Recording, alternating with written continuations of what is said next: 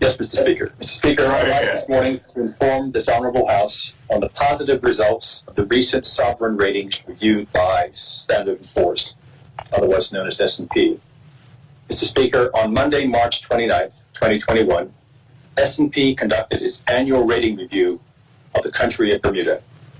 The purpose of the review was to assess the country's creditworthiness and to determine the level of risk associated with lending to Bermuda. Mr. Speaker, when evaluating the creditworthiness of a country, a credit rating agency is assessing a country's ability and willingness to service its financial obligations to commercial creditors on time and in full. Both qualitative and quantitative considerations form the basis for the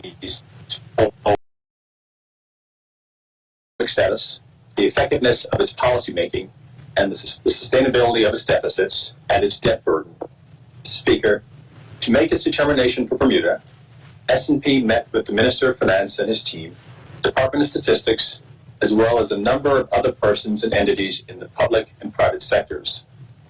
Outside of government agencies, those interviewed included the governor, leader of the opposition, and representatives from the Bermuda Monetary Authority, the Association of Bermuda Insurers and Reinsurers, Bermuda Tourism Authority, and the Bermuda Business Development Agency. Mr. Speaker, after their evaluation of the information received through their discussions and research, S&P has affirmed Bermuda's A+ long-term sovereign credit and senior unsecured debt ratings, as well as its A1 short-term rating and its AA+ transfer and convertibility assessment, with the outlook assessed as stable. Mr. Speaker, in explaining the rationale for the affirmation, S&P stated that, and I quote, "The ratings reflect Bermuda's strong institutional framework for governance, prosperous economy, favorable external profile, ample fiscal flexibility, moderate net general government debt burden, and limited monetary flexibility," end quote. The report went on to state, "We view Bermuda's policymaking as largely effective, predictable, and proactive, and its political institutions as stable. We believe the territory can and is willing to implement reforms to ensure the long-term sustainability of public finances." Mr. Speaker, given all of the challenges this island has faced as a result of the COVID-19 pandemic, this government is very pleased to have been given a stamp of approval by S&P for the way we have handled our affairs during these trying times. Mr. Speaker, in S&P's report, they acknowledge that the COVID-19 pandemic derailed our fiscal year 2020-21 performance, but also acknowledge that this was the case for many other countries.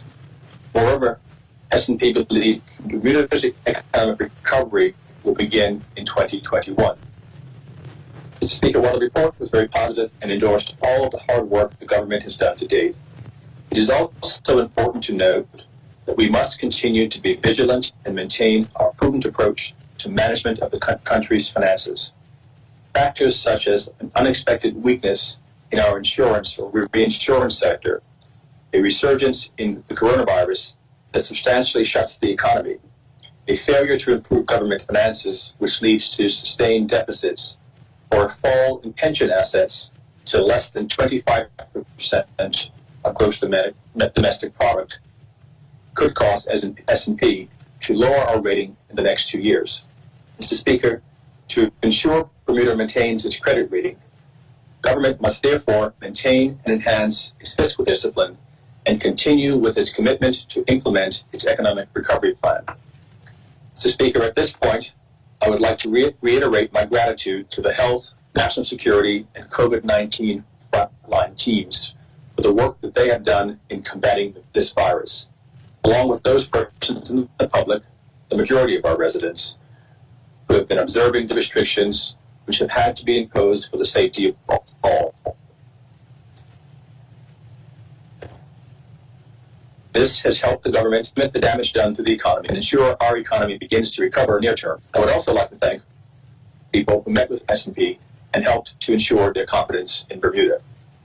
Mr. Speaker, in closing, I would like to highlight that this government pledges to continue to implement reforms to ensure the long-term sustainability of public finances and economic growth over the long term, and to build a more inclusive and stronger Bermuda.